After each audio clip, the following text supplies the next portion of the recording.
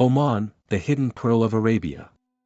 When people imagine the Gulf, they often think of ultramodern skylines, gold-plated supercars, or futuristic desert cities that look like they were built yesterday. But Oman? Oman stands apart. Instead of racing to outshine its neighbors with neon lights, it shines in a different way, through wisdom, tradition, and a deep sense of authenticity. Oman is the Gulf's quiet guardian, Arabia's grandmother figure. She's warm and welcoming, offers you dates with coffee, tells you incredible stories about seafaring empires, but also carries secrets of a dramatic past. To understand Oman is to understand a rare balance, a nation deeply rooted in tradition while carefully stepping into the modern world. A strategic corner of the map.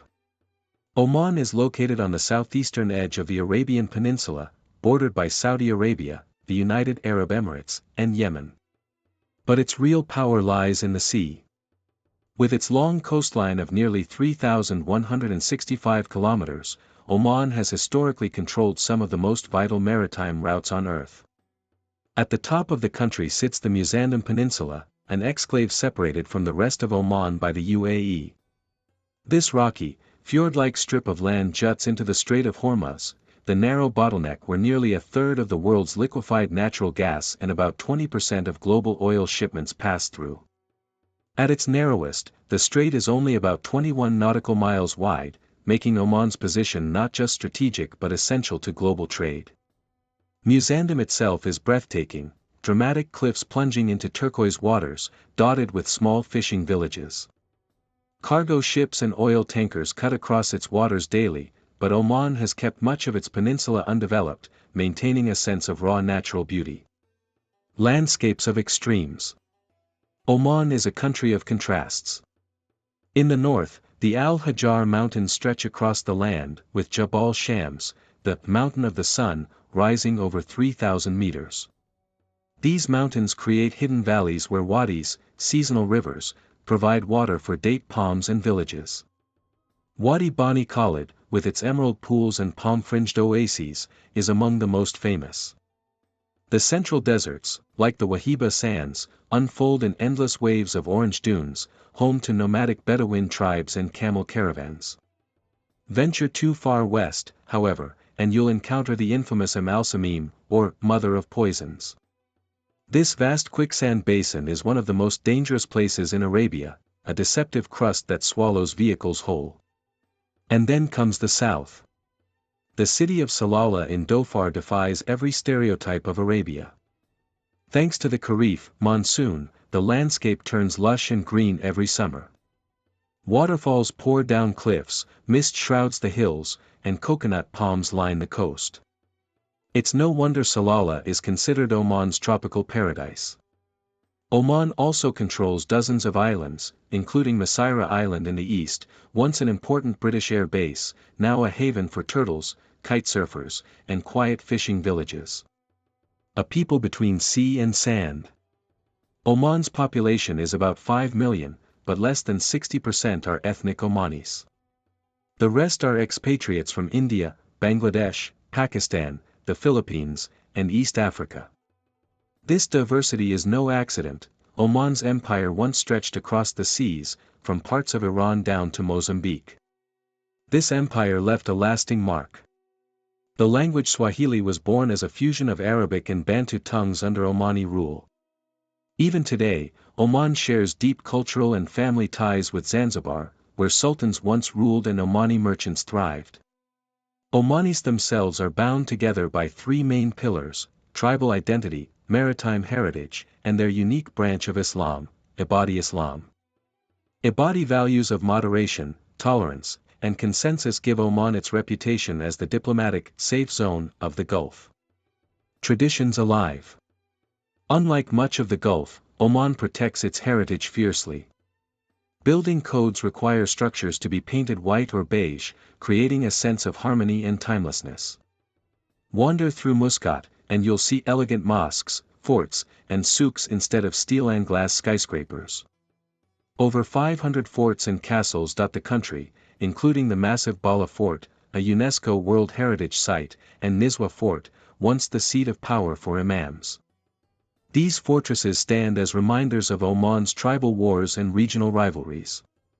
Culturally, Oman's style stands out. Men wear the dishdasha, a long robe often paired with the kama, an embroidered cap, or the masar, a turban.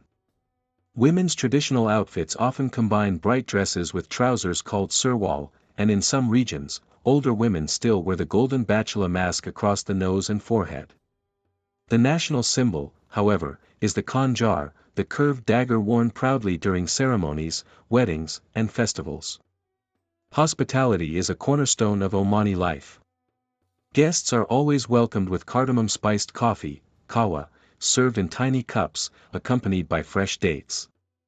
Refusing this offering is considered impolite. The taste of Oman. Food in Oman reflects its geography and history, spices from India, influences from East Africa, and Arabian desert traditions. Shuwa, lamb marinated with spices, wrapped in banana leaves, and slow-cooked underground for up to 2 days. Majbouz, a rice dish flavored with saffron, turmeric, and meat. Mashwai, grilled kingfish served with lemon rice. Camel biryani, a dish rooted in Bedouin life. Halwa, a sweet, sticky dessert made from rosewater, saffron, and nuts. Every meal reflects Oman's crossroads between sea, spice, and desert. Oman in the global arena. Politically, Oman plays a role very few countries can. While neighbors like Saudi Arabia and the UAE project bold ambitions, Oman quietly positions itself as the mediator of the Gulf. It maintains open dialogue with rivals that others avoid, Iran, Israel, and even Yemen's factions. For decades, Oman has balanced ties between East and West. It was among the few Arab nations to host Israeli leaders, it supported Iran's nuclear talks, and it maintains strong relations with Britain, dating back to treaties signed in the 18th century. This careful neutrality has made Oman a trusted negotiator. When tensions rise in the Middle East, Oman is often the quiet room where talks happen. From past to present, Oman's history is as dramatic as its landscapes. For centuries, it was a seafaring empire, controlling trade across the Indian Ocean. Its sailors reached as far as China, and its influence shaped East Africa. Legends even claim that Sinbad the sailor hailed from Sohar, one of Oman's coastal cities. In the 19th century, Oman's empire declined under pressure from the British and Portuguese. By the mid-20th century, the country was isolated and struggling, ruled by a sultan infamous for banning radios, sunglasses, and even long conversations. But in 1970, Sultan Qaboos bin Said staged a bloodless coup, overthrowing his father and modernizing Oman at breathtaking speed. He built schools, hospitals, roads, and opened the country to the world, transforming Oman into the stable, respected nation it is today. After his passing in 2020, Sultan Haytham bin Tariq took the throne, continuing the path of careful modernization while protecting Oman's traditions. Oman, Arabia's living museum. Oman is not the loudest voice in the Gulf, but that's exactly its strength. It doesn't flaunt wealth or chase headlines. Instead, it offers something more precious: continuity, authenticity, and wisdom. Here, deserts hide oases, seas hide histories, and traditions hide stories that stretch across continents. Oman is a country that whispers rather than shouts, but those whispers carry the weight of centuries.